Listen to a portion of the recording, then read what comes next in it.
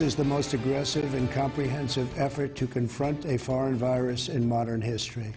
President Trump addressing the nation on Wednesday night, just hours after the World Health Organization officially characterizing the coronavirus as a pandemic.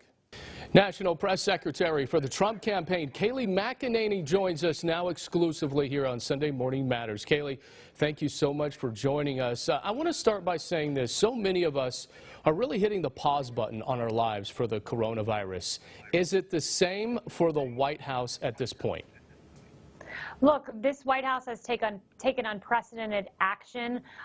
We're monitoring the situation. The White House is, I should say, the president is. Of course, no one wants to see, life kind of shut down, schools shut down. No one wants to see this virus spread across America. But this would be so much worse had President Trump not taken the action he did, having the first quarantine in over 50 years, unprecedented travel restrictions. He created a task force in January, and that was before the virus was even named. So this president has taken unprecedented action.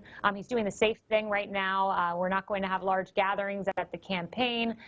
He's taking action, and I'm very proud that we have him as our commander-in-chief, because this could be a whole lot worse. The World Health Organization, they decided to call it a pandemic on Wednesday.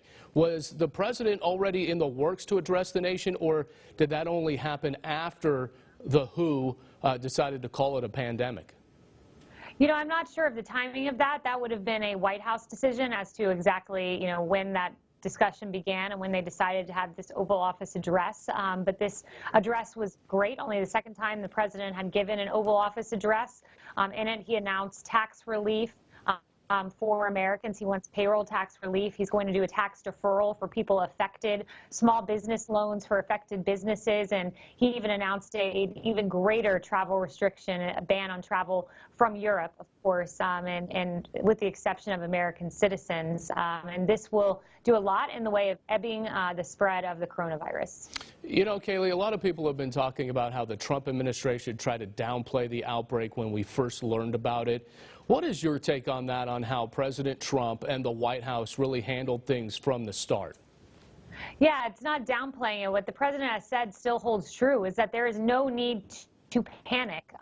There's no need to act as if, we're in a chaotic situation right now. We need to stay calm, firm. We need to take precautions, of course, washing our hands if you feel sick, not going to work, avoiding large gatherings, all of the things the medical experts have told us. But there's no cause for panic, and that's the message the president has had from the beginning. It's been a steadfast message of remain calm, take the necessary precautions. We will weather through this as one country, as one family, which is what he said last night.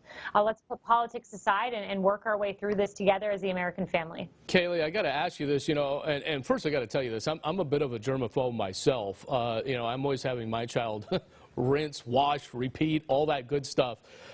How much the president says he was just taking a coronavirus test on Wednesday night. How true is that? And was he worried at all that, Senator Ted Cruz, Mark Meadows, his chief of staff, were being self-quarantined? Any worry that the president himself may self-quarantine? The president is not worried about this at the moment. He said before, I still plan on shaking hands. This is the nature of the business. This is politics. This is what you do. You shake hands. You're around people. You talk to people. You interact. The president has to do that to do his day job. But nevertheless, he takes those precautions that we talked about, washing your hands, doing everything you can do. And the president's strong, and he's going to get through this, and he's strong and healthy, and will remain so. So was it a fact that he did take a coronavirus test? That's something I would not be privy to. That would be a White House question, so I'm not sure whether the president made that decision or not. I want to finish with this, Kayleigh. The Russian investigation, impeachment, we've seen the stock market really crash here. Is the coronavirus now the biggest test of this Trump presidency, and could it decide the race for the White House? The president's been through so much already. You mentioned the Russia hoax, the Ukraine hoax. He's now dealing with the coronavirus. He decimated ISIS.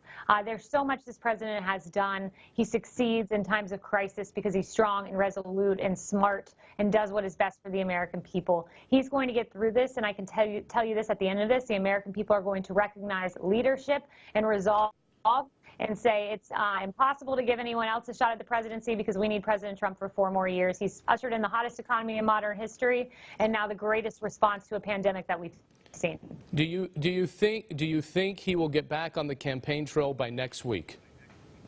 You know, I leave that to him. You know, he mentioned a Florida rally in about a week and a half here, and he said we monitor the situation. So it's up to him. He leads on that. He gets the best information, and we'll be ready to go when he says it's safe. Kayleigh McEnany, National Press Secretary of the Trump campaign. Thank you so much for joining us here on Sunday Morning Matters. Well, coming up, our panel takes the stage. Did President Trump's address to the nation ease our fears of the deadly virus, or did it make it worse?